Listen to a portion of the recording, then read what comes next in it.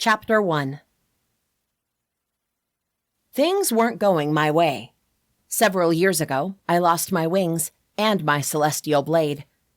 Then about 7 months ago, a higher demon stole my magic. And 2 weeks ago, when things seemed to finally be aligning, I was hurt again. This one shouldn't matter, because I knew Levi was an evil demon from the beginning. I knew I shouldn't trust him, and yet I lowered my guard. I let him mess with my head. I almost let him mess with my heart. And in the end, he was just using me for his own gains. It shouldn't matter, but it freaking hurt. I was alone and lost again, unsure what to do. But I had to keep living, and for that, I needed money.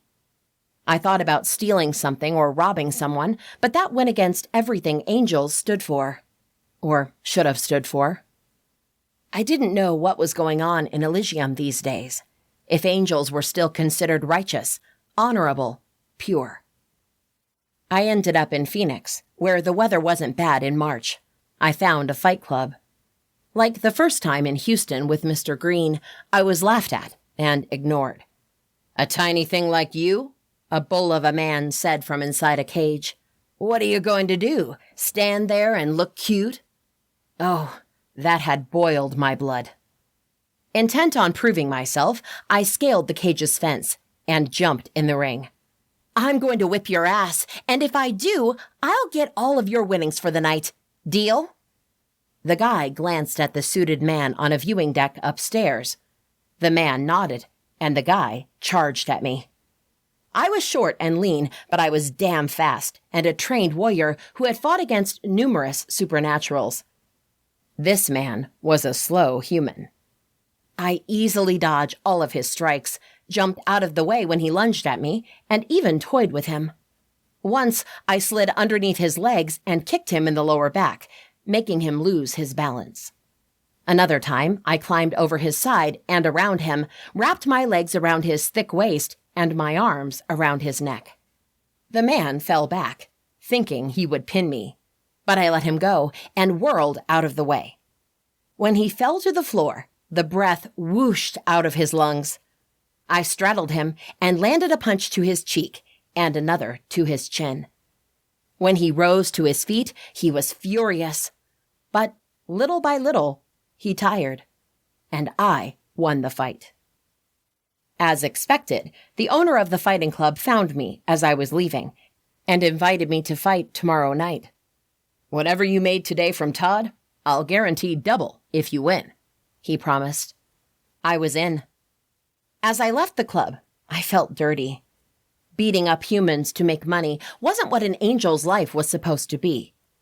If only Adana saw me now. I shook my head. Adana was what humans called the Almighty God, with a big G, but humans believed their God saw all, knew all.